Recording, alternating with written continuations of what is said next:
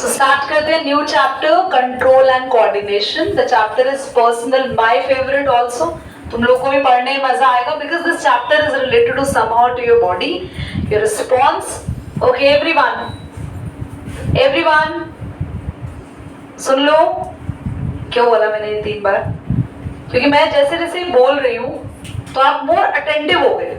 जैसे मैंने बोला एवरीवन, तो पहले एवरीवन पे तो सबने ऊपर देखा, दूसरे एवरीवन पे भी तुमने हम देख ही रहे, हम देख ही तो रहे. तीसरे हेलो पे बोला या सुन लो बोला तो आसपास देखने लग गए कि कोई कौन है, किसको बोल रहे. तो बिना बोले चुपचाप ऐसे खड़ी हूं तो थोड़ी ना तुम रिस्पॉन्स कर रहे हो, पर मेरे बोलने पे किया. तो मेरा बोलना आपके लिए एक स्टिमुलस हुआ. स्टिमुलस क्योंकि एक एक्शन है और आपकी बॉडी का इस तरफ देखना आपकी बॉडी का रिएक्शन है. सो आपकी बॉडी बहुत सारे एक्शंस पर रिएक्ट करती है. For example, just you are holding a hot cup of tea. Let's suppose you just coincidentally touch a cup of tea which is very hot. Immediately you keep the cup on the table again. Yes or no? What happens? Because your body is responding to the temperature. To the temperature, your body is responding. The cup of coffee or a tea is being a stimulus. वो आपके लिए एक action हुआ. एक साथ बहुत सारे action, और एक तरफ से कॉफी पकड़ी है, दूसरी तरफ से मम्मी ने आवाज लगाई, तीसरी तरफ से डोरबेल बज गई. 3-4 चीजें हुई एक साथ, तो हाथ जल जाएगा क्योंकि ध्यान थोड़ी देर के बाद जाएगा उस पे. ऐसा होता है. या फिर वो कॉप हड़बड़ाहट में गिर जाएगा, रखते हुए छूट सकता है हाथ से. तो एक साथ बहुत सारे एक्शन होना कहलाता है स्टिमुलाई. ये दोनों स्पेलिंग को याद रखना, पूरा चैप्टर इस पे काम करेगा क्लास. स्टिमुलस यानी एक एक्शन, सिंगल एक्शन. स्टिमुलाई यानी कि सो मेनी एक्शंस, या सिंपल लैंग्वेज में बोल तो इसका प्लूरल है स्टिमुलाई. समझ में आई आपको बात? अब हमारी बॉडी स्टिमुलस या स्टिमुलाई के अगेंस्ट में रिस्पॉन्ड करती है. सिर्फ हम ही रिस्पॉन्ड नहीं करते. We are animals, we all are animals बच्चों. But although plants are also responding, पर प्लांट्स हमसे थोड़ा कम रिस्पॉन्ड करते हैं. वो हेलो हाय नहीं करते, हमारे एवरीवन कहने पे अटेंटिव नहीं होते. उनके रिस्पॉन्स करने का तरीका थोड़ा अलग है और थोड़ा हमसे कम है. वो काफी लिमिटेड चीजों को रिस्पॉन्स करते हैं. जैसे लाइट के टाइम पे उनकी बॉडी में खाना बनने का प्रोसेस शुरू हो जाता है. हमें लाइट से लेना देना ही नहीं है, दिन हो या रात हो, हम बस खाए ही जा रहे हैं. कभी भी भूख लग जाती है. और आजकल तो ये क्रेविंग वर्ड नया है, midnight craving, evening craving, afternoon craving. इससे तो और भयंकर लाइफस्टाइल पर इफेक्ट हो गया. But to be very clear, a correct time of eating is till the day is on. जैसे ही आपका शाम का समय हो गया, अंधेरा हो गया ना, आप हमारी बॉडी को खाना ही नहीं खाना चाहिए टिल द नेक्स्ट डे. ऐसा करते नहीं है, लाइफस्टाइल अलग है लोगों का, डिनर टाइम ये वो. पर अगर आप चाहते हैं आपका बेटर आपका हो तो डिनर आप 6 बजे से पहले या 6 बजे तक कर लो. Your body will respond so well, very active. मेरे तो पॉसिबल ही नहीं है भैया, ऑफकोर्स 10 बजे घर पहुंचना है और बहुत सारी चीजें. तुम लोग तो कर सकते हो. मैं 6:45 बजे आते हो ना आप लोग यहाँ पे शाम में, तो डिनर कर आओ.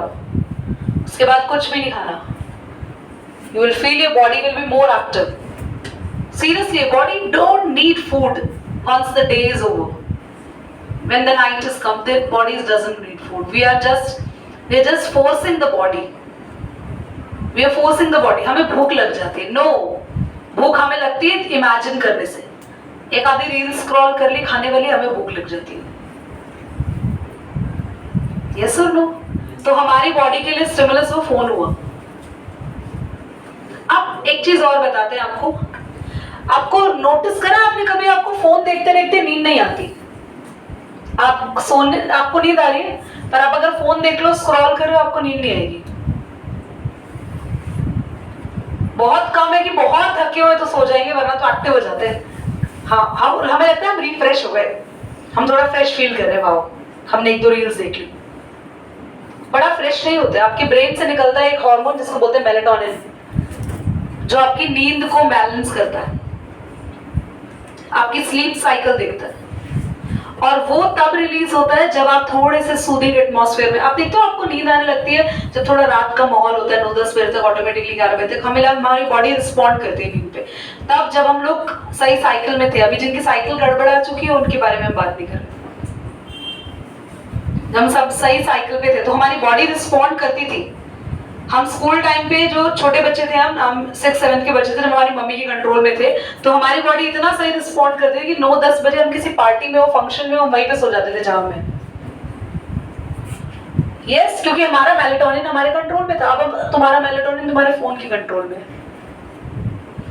आप उसको छोड़ेंगे तो तुम्हारे ब्रेन को समझ में आएगा यस यस, वरना फोन को देखते, रील को देखने के बाद मन क्यों नहीं होता फोन छोड़ने का? क्योंकि हमारे ब्रेन से निकल रहा होता है एक ऐसा हार्मोन जो है डोपामिन। डोपामिन हमारे ब्रेन से निकलता है जब हम कोई नई चीज देखते हैं, और फिर ना वो हमारे बॉडी से फिर निकलता है जब हमने एक और रील देखी, फिर निकलता है। और अब आप लोगों में से जो ऐसे बच्चे हैं ना जिनको हर थोड़ी देर बाद या हर 1 घंटे 2 घंटे के बाद या 3-4 घंटे के बाद फोन देखने का मन करता है, तो वो फोन एडिक्टेड हो चुके हैं, क्योंकि उनकी बॉडी को उतना डोपामिन चाहिए। और धीरे धीरे धीरे अगर हम मोर एंड मोर एडिक्टेड हो चुके तो हमारा हार्मोनल सिस्टम पूरे तरीके से बिगड़ जाएगा, और आपकी बॉडी में ऐसी ऐसी प्रॉब्लम्स होने शुरू होंगी जो कुछ टाइम के बाद नजर आएंगे। तो अगर आपको थोड़ा सा भी लग रहा है यू आर एडिक्टेड, तो अभी रुक जाओ, अभी से ही कंट्रोल करो। You should not going to do the process again and again. अब वापस हम चैप्टर पे आ रहे थे, हालांकि चैप्टर पे ही थे हम चैप्टर्स की ही बात कर रहे हैं, हम अपने स्टिमुलस और अपने रिस्पॉन्स की ही बात कर रहे हैं। तो प्लांट हमारे अकॉर्डिंगली थोड़ा कम रिस्पॉन्स करते हैं, क्योंकि प्लांट फोटोसिंथेसिस करते हैं लाइट की प्रेजेंस में, और रूट प्लांट में ग्रो कर रही है। कभी रूट्स में से कुछ रूट्स ऐसी होती हैं जो उल्टी ग्रो करती है, जमीन से ऊपर आती है, उसके बारे में आप हायर क्लासेस में पढ़ोगे। फिलहाल इतना रूट्स डाउनवर्ड ग्रो करती है, और हमेशा प्लांट ऊपर ग्रो करता है, तो उसके पीछे भी एक रीजन है। प्लांट केमिकल्स को भी रिस्पॉन्स करता है, जैसे पानी, प्लांट उसे रिस्पॉन्स करता है, प्लांट को वो चाहिए, तो वो प्लांट के पीछे एक रीजन है कि प्लांट के लिए वो स्टिमुलस है। तुम्हारी बॉडी किस किस को रिस्पॉन्स करती है, बोलो?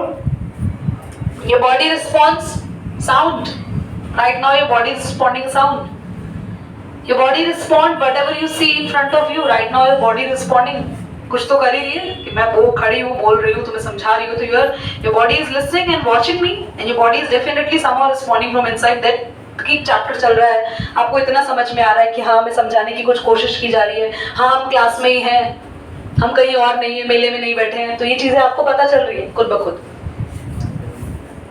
अब हमारी बॉडी में ज्यादा रिस्पॉन्स इसलिए होते हैं क्योंकि हमारे पास ब्रेन है, और हर एनिमल सेम तरीके से रिस्पॉन्स नहीं करता, हर ह्यूमन भी सेम तरीके से रिस्पॉन्स नहीं करता। जिसका एग्जाम्पल है आप सब बच्चे, एक ही जैसे पढ़ाया जाता है आप सबको, पर हर बच्चे के लिखने का तरीका, हर बच्चे का राइटिंग मेथड, हर बच्चे के आंसर देने का तरीका बहुत अलग होता है। क्यों? क्योंकि हम सब, एक्शन तो हमारे ऊपर सबके ऊपर सेम हो रहे हैं, पर हम सबका रिएक्शन अलग अलग होता है। यस और नो? अभी भी यस, देखो सबका रिएक्शन अलग अलग था। आदो ने यस बोल के किया, आदो ने खाली मुंडी हिला दी, आदो ने वो भी नहीं हिलाई, ऐसे हंस दिए, और आधे हिप्नोटाइज, उनका कुछ रिएक्शन नहीं है। सो मुझे ये बताओ कि आपको चैप्टर का इंट्रोडक्शन समझ में आया कि चैप्टर पूरे में किसके ऊपर काम करेगा? हमारे ऊपर होने वाले एक्शन और हमारी बॉडी के देने वाले रिस्पॉन्स पे काम करेगा। ठीक है, हम ज्यादा रिस्पॉन्स करते हैं प्लांट्स, क्यों? क्योंकि हमारे पास ब्रेन है, और हमारे बॉडी में प्रॉपर नर्वस सिस्टम डेवलप्ड है। ठीक है, और हमारी बॉडी में क्या क्या चीजें हैं जो रिस्पॉन्स करने में काम आती है? हमारा ब्रेन, हमारा नर्वस सिस्टम, साथ ही हमारे बॉडी के हॉर्मोन्स। ठीक है, इस पर पूरी बॉडी काम करेगी। चलिए पॉज करेंगे, जल्दी लिखेंगे आगे। सो हम लोग पढ़ने वाले हैं अभी control and coordination in plants. तो प्लांट्स में ना क्लास कोई नर्वस सिस्टम नहीं होता, प्लांट्स में there is no nervous system, brain नहीं होता, अभी पढ़ चुके हैं इसके बारे में, बताया अभी। पर प्लांट्स के पास सिर्फ और सिर्फ हार्मोन्स होते हैं, और उनको बोलते हैं फाइटो हार्मोन्स। क्या बोलते हैं? Phyto hormones. Phyto word plant के लिए यूज किया जाता है। फाइटो हार्मोन्स कौन कौन से होते हैं अभी वर्बली बता रही हूँ आपको। तो प्लांट में होते हैं auxins, gibberellin, cytokinin and abscisic acid. Abscisic acid, इसको ना डबल ए से भी लिखते हैं। ये 4 हार्मोन ही प्लांट के इंपॉर्टेंट है। पर इससे पहले सीखो एक वर्ड डोरमेंसी। ये डोरमेंसी मैंने बीच में क्यों यहाँ पे एड ऑन कर दिया, पहले तो ये इंपॉर्टेंट है, इसके ऊपर क्वेश्चन आता है एग्जाम में 1 मार्क का। डोरमेंसी का मतलब होता है inactive stage. Inactive stage, inactive stage जब प्लांट के अंदर नो मेटाबॉलिज्म होता है, नो मेटाबॉलिज्म। मैं समझाती हूँ कैसे। बहुत बार ऐसा होता है कि बचपन में जब ऑरेंज खाते थे तो खाकर ऐसा लगता है, जब कभी बीज अंदर चला जाता था तो हमें लगता था हमारे अंदर पेड़ बन जाएगा। और ऐसा बहुत बार, क्या हर बच्चे को ऐसा लगता है। और ऊपर से मम्मी और बोल देती थी बेटा पेड़ बड़ा हो जाएगा, देखना सुबह उठेगा ना पेड़ निकलेगा मुंह के अंदर से। तो यार ये तो बहुत ही फनी बात थी, है ना। तो यार ये एक बार कभी इमेजिन या सोचने का मौका जरूर तुमने अपने आप को दिया होगा कि मैं सीड खा रहा हूं तो उसका पेड़ क्यों नहीं बन रहा मेरे अंदर, मैं तो बीज खा गया। तो क्योंकि जो वो सीड है वो इनएक्टिव कंडीशन में है, उसके अंदर डोरमेंसी है, अभी वो डोरमेंट सीड है। जब तक आप प्लांट के उस हिस्से को जो डोरमेंट है क्या नहीं देंगे कंडीशंस, सीड को क्या क्या चाहिए, पानी, साथ में मिट्टी नहीं चाहिए, मिट्टी के अंदर जो गर्मी होती है ना वो चाहिए, वार्म कंडीशन। और उसी के साथ साथ सीड को चाहिए, क्या चाहिए, वार्म कंडीशन, वाटर। और आपको सीड को और कुछ नहीं देना, एयर तो सॉइल के अंदर जो है वही मिल ही जाएगी बस। ये नहीं, लाइट नहीं चाहिए सॉइल के अंदर, तुम बैटरी लेके जाते हो घुसते हो, सॉइल के अंदर कौन सी लाइट चाहिए, सीड को कोई लाइट नहीं चाहिए, सीड ग्रो कर जाता है। घर में भी आप मिट्टी ना दें, आप कॉटन ले या कोई ऐसा क्लॉथ ले, कॉटन ले लेना, गीली कर देना हल्की सी, उसमें आप चने रख देना, बंद कर देना कॉटन को। कुछ दिनों बाद उसमें से वो वाइट थ्रेड निकल जाएंगे, 1-2 दिन के बाद क्या अगले दिन ही निकल जाता है। घर में तुमने वो स्प्राउट्स खाते हो ना आप लोग, हाँ खाते हो, तो स्प्राउट्स में से जब वो निकलता है व्हाइट कलर का पार्ट ऐसे लंबा लंबा सा, वो क्या है, ग्रो हो गया, वो जर्मिनेट हो गया। पर जब तक मम्मी उसको बनाती नहीं थी, खाली बॉक्स में रखे थे वो, तब तक उसमें से अपने आप से निकल रहा था कुछ नहीं। क्यों? क्योंकि वो इनएक्टिव स्टेज थे, डोरमेंट था। तो डोरमेंसी का मतलब होता है इनएक्टिव स्टेज। जब एक फ्लावर बनता है तब बर्ड में भी आती है इनएक्टिव स्टेज, बर्ड जब शुरू में एक कली आती है, पर जैसे वो थोड़े टाइम के बाद, क्योंकि बर्ड से फ्लावर बनने में टाइम लगता है, ऐसा नहीं आज बर्ड आई 2 दिन में वो फ्लावर, हाँ 2 दिन में 3 दिन में बन जाएगा, तुरंत ही नहीं बनेगा। क्योंकि बर्ड जब शुरू में आती है तो कैसी होती है, वो डोरमेंट होती है, उसके अंदर क्या होता है, डोरमेंसी होता है। डोरमेंसी क्लियर हो गया। चलिए पढ़ेंगे ऑक्सीजन के बारे में, फर्स्ट हार्मोन करके आज हम लोग क्लास को खत्म करेंगे। और नेक्स्ट क्लास के अंदर आपका प्लांट हार्मोन मोस्ट प्रोबेबली खत्म हो जाएगा, और हम लोग से अगले में एनिमल का प्लांट हार्मोन यानी कि प्लांट का कंट्रोल एंड कोऑर्डिनेशन खत्म हो जाएगा, फिर एनिमल का कंट्रोल एंड कोऑर्डिनेशन स्टार्ट कर देंगे अगली क्लास के बाद। क्लास ऑक्सीजन को ध्यान से देखो, ध्यान से सुनो सभी बच्चे। ऑक्सीजन की मेन फंक्शन, सबसे पहले ऑक्सीजन कहाँ प्रेजेंट होता है ये पता होना चाहिए। ऑक्सीजन प्रेजेंट होता है स्टेम के टिप पे या फिर रूट के टिप पे। फॉर एग्जाम्पल ये प्लांट है, स्टेम है, तो इसके टिप पे ऊपर टॉप पे होगा ऑक्सीजन, और अगर ये रूट है तो इसके बॉटम में टिप पे, रूट जहां खत्म हो रही है ना उसके टिप पे। फॉर एग्जाम्पल देखो, जैसे मैंने अगर यहाँ ग्रो किया, एक प्लांट आपके लिए बनाया, अगर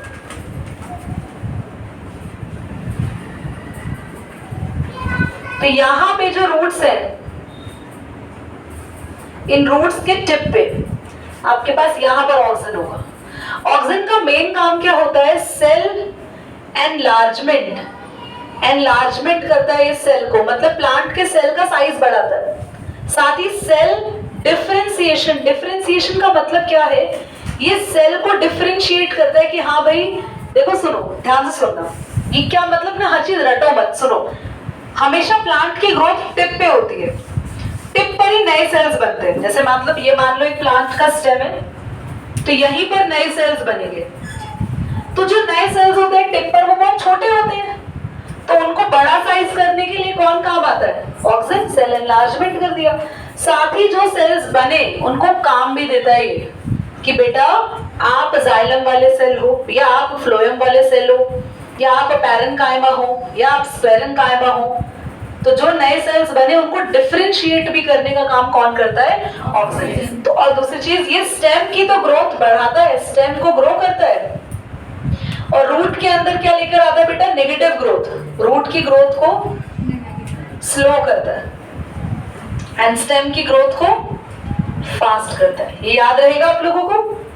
साथ ही मैंने दो वर्ड और लिखवाए, फोटोट्रॉपिक और जियोट्रॉपिक मूवमेंट के बारे में मैंने लिखवाया। फोटोट्रॉपिक मतलब लाइट के साथ रिस्पॉन्स करता है, जहां लाइट है वहीं पर ग्रोथ कराएगा।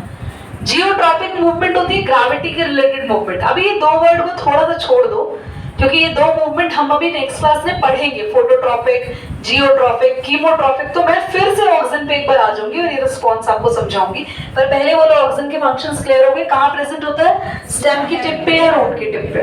दूसरा, सेल को एनलार्ज यानी कि बड़ा करता है, साथ ही सेल को डिफरेंशिएट करता है। स्टेम्स की ग्रोथ को, स्टेम नहीं बोलो ज्यादा बढ़िया रहेगा, शूट बोलो।